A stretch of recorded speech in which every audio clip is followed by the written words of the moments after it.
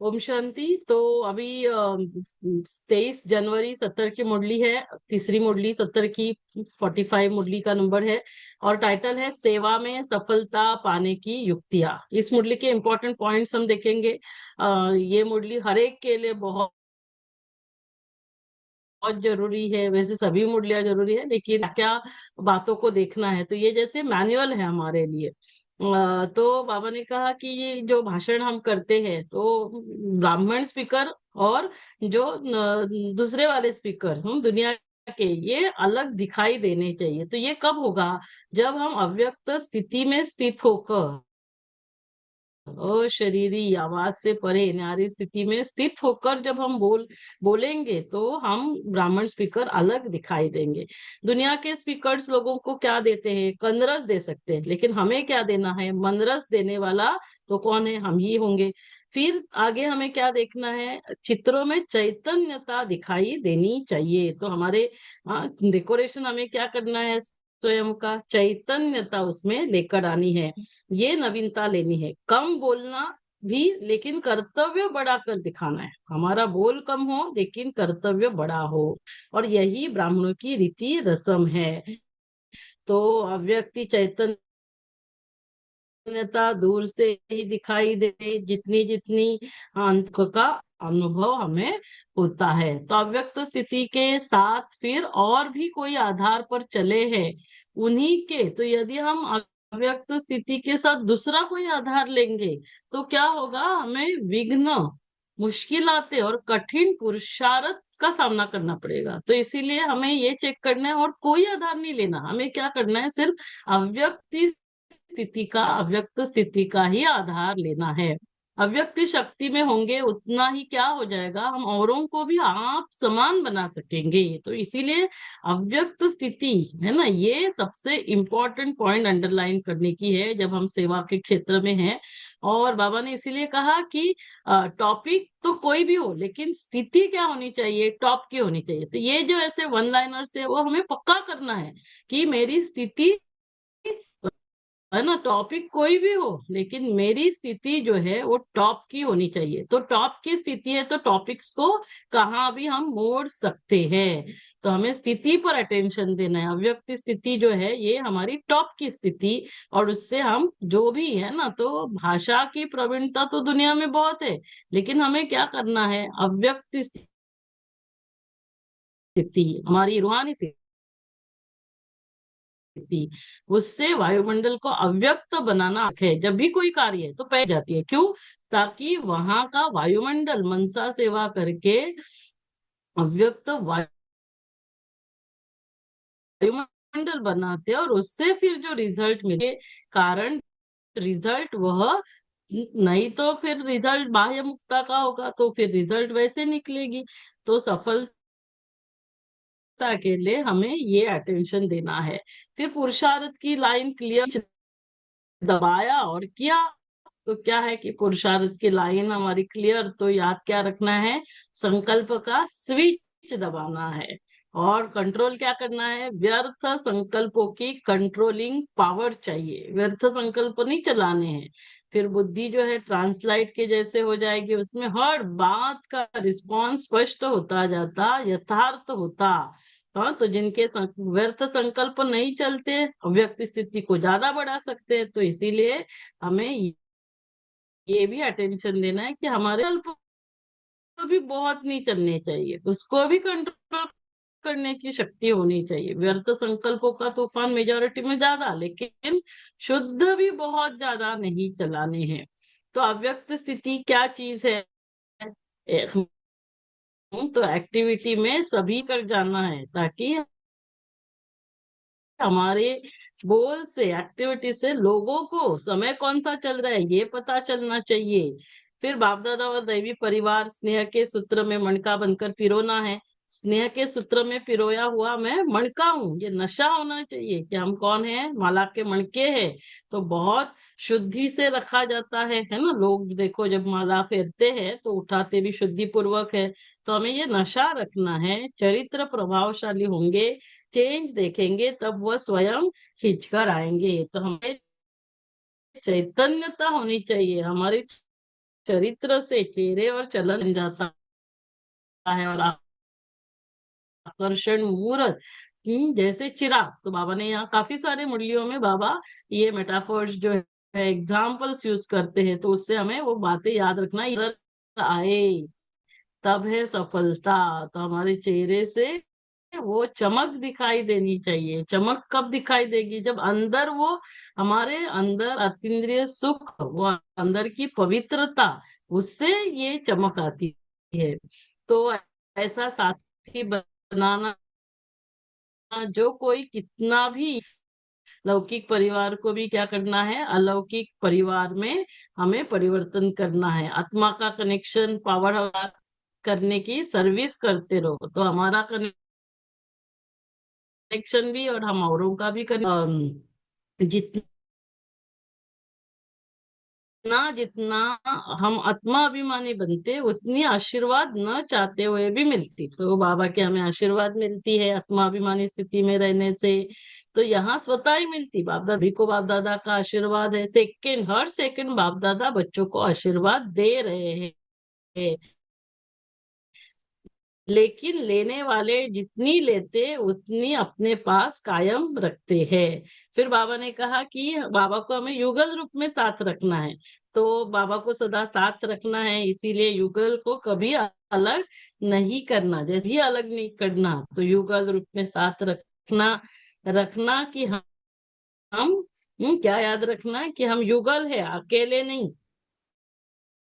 फिर स्थूल कार्य करती तो मन की स्थिति भी बाबा ने कही हार्ड हो, जो कोई भी परिस्थिति में पिघल न, ऐसे ही स्थिति और कर्म दोनों हार्ड हो, हमारे कर्म भी और हमारी स्थिति भी कहीं पर भी पिघलना नहीं है। फिर साथ यदि यति स्नेह होता है, उनको साथ है ना, बाबा को युगल मूरत बनकर साथ में रखना है।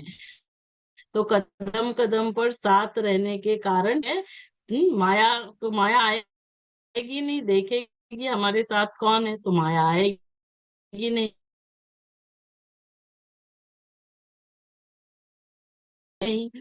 फिर ये हमारा कि हमें ऐसे लक्ष्मी नारायण बनना है, तो वैसे धारणा हमारी होनी चाहिए। तो लक्षण, हाँ, लक्ष्य और उस अनुसार लक्षण धारण करने हैं। फिर बाबा ने कहा, जैसे पहले भी कहा था कि हम भले छोटे हैं लेकिन कार्य बड़ा करना है। तो छोटी कुमारी है लेकिन बहुत बड़ा कार्य कर सकती है। पुरुषार्थ करने की इच्छा रखते तो फिर मदद मिलती है ना, हिम्मत रखेंगे, हिम्मत से मदद मिलती है। तो संकल्प पक्का होगा तो फिर सृष्टि भी ऐसे बनेगी। तो अब जैसे जैसे अव्यक्त स्थिति होती जाएगी, वैसे बोलना भी क्या होगा, कम बोलना होगा। कम बोलने से ज्यादा लाभ होता है।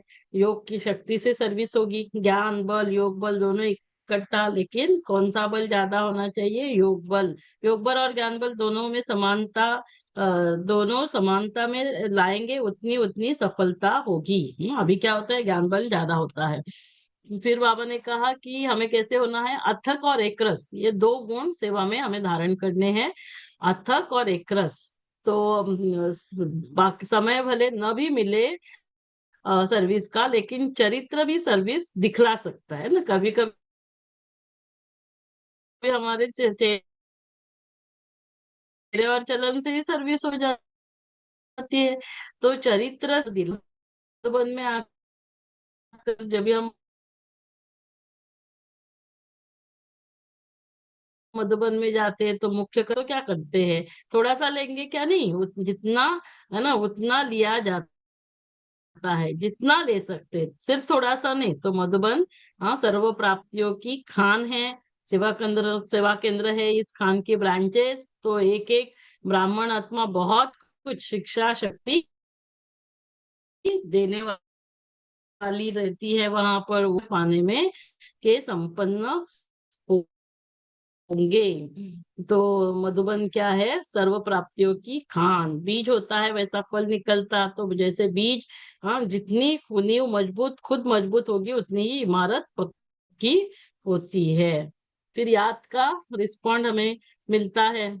आगे बाबा ने कहा कि गुण का दान करने से भी बड़ी प्रारब्ध मिलती है। जितना जितना हम गुणों का दान करते जाएंगे, तो गुणों का दान मधुबन में दोनों चीजें वरदान रूप में मिलती है। क्या मिलती है मधुबन में? मधु मना, मधु मना स्नेह, और बन मना वैराग्य। तो स्नेह और शक्ति दोनों, और ये क्या है? वरदान रूप में। और जो चीज वरदान रूप में मिलती है तो उसके लिए मेहनत नहीं होती। जितना अपने को अर्पण करेंगे उतना वरदान प्राप्त होगा, है ना। जितना हम अर्पण करेंगे उतना वरदान प्राप्त होगा। एक सेकंड में जैसे कई वर्षों की कमाई गवा भी देते हैं ना, तो एक एक सेकंड का महत्व है। यहाँ का एक सेकंड इतना बड़ा है। एक सेकंड में हम कमाई भी करते, तो एक सेकंड गवाया तो कितनी कमाई भी गवा देते हैं। फिर बाबा ने कहा कि जिनको मनसा में भी संकल्प न आए, इसको कहा जाता है महा में भी हमें मनसा में भी संकल्प नहीं आने चाहिए। सर्वशक्तिवान हो और फिर शक्ति नहीं, बाप की पूरी जायदाद का हकदार बनना है, तो हमें ऐसे जो कमजोर संकल्प नहीं कर, सीधा अधिकार है सफलता, ये हमें याद रखना है। फिर बाबा ने यहाँ दीपक का भी, फिर दो मार्ग बताने हैं, शरीर का भी और मन का भी। तो सर्विस की तनख्वाह क्या मिलती है? ईश्वरीय सर्विस से क्या तनख्वाह मिलती है हमें? बाबा को हमें युगल बनाया है, हम बना के रखना है। तो युगल जो है, देहधारी युगल तो सुख के साथी होते हैं, यह तो दुख के समय भी साथी बनता है। तो युगल को तो एक सेकंड भी अलग नहीं रखना है। ये ब्राह्मण परिवार, इतना बड़ा परिवार कब मिलता है क्या? तो हमें इसका भी नशा और निश्चय, सारी दुनिया में हम थोड़ों को इतना बड़ा परिवार मिलता, तो ये भी नशा और निश्चय होना चाहिए। फिर बाबा ने लॉटरी के बारे में कहा। अचानक लॉटरी मिली है, लॉटरी की खुशी होती है ना, और फिर यह अविनाशी लॉटरी है, तो ये तो कभी खत्म नहीं होती है। और दीपक, कैसा दीपक बनना है? खुशी का दीपक। तो उसमें ज्ञान, ग्रोथ, योग है बत्ती, तो दोनों ठीक है, तो खुशी का दीपक अविनाशी रहेगा, कभी बुझेगा नहीं। फिर संगम योग का कितना महत्व है? 15 दिन भी बाबा ने कहा बहुत है। तो संगम का समय ही अभी बहुत कम है, कम के हिसाब से, है ना। तो 15 दिन भी बहुत हो जाते हैं। बिछड़े हुए जो होते हैं वो आने से ही तीव्र पुरुषार्थ में लग जाते हैं। हिम्मते बच्चे मदते बाप। बाप दादा 3 वर्ष हमें देते, क्या क्या वर्ष में देते? सुख, शांति और शक्ति देते हैं। अधिकार लेंगे उतना वहां राज्य के अधिकारी बनेंगे। फिर बाबा ने कहा अकेले भी हो जाना है, और अकेले होकर फिर बाबा को युगल रूप में साथ रखना है। तो स्थिति, तो आत्मिक स्थिति में रहना, अर्थात अकेले अकेले बनकर हमें युगल को साथ में रखना है। आत्मा और परमात्मा का युगल रूप बनना है। अम, तो प्रिय वस्तु को छोड़े दूसरे को प्रिय कैसे बना सकते हैं? प्रिय वस्तु क्या है? बाबा। अकेला भी बन जाना, फिर युगल भी बन जाना। हाँ, फिर खुद को हमें क्या करना है? भाग्य और विशेष ना कुमारियों के लिए, क्योंकि सीढ़ी जो उल्टे क्योंकि उल्टी सीढ़ी जो चढ़े हुए हैं उनको उतरनी पड़ती, लेकिन कुमार कुमारियों के लिए नहीं करना पड़ता है। फिर हमें निर्बंधन बन जाना है। निर्बंधन बनेंगे तो सेवा भी वैसे फास्ट कर सकते हैं, और ऊंच जीवन का लक्ष्य है उनसे दूर। मुरली 23 जनवरी की 23 जनवरी 70 की सेवा में सफलता पाने की युक्तियां, उस मुरली के इम्पोर्टेंट पॉइंट्स। ओम शांति।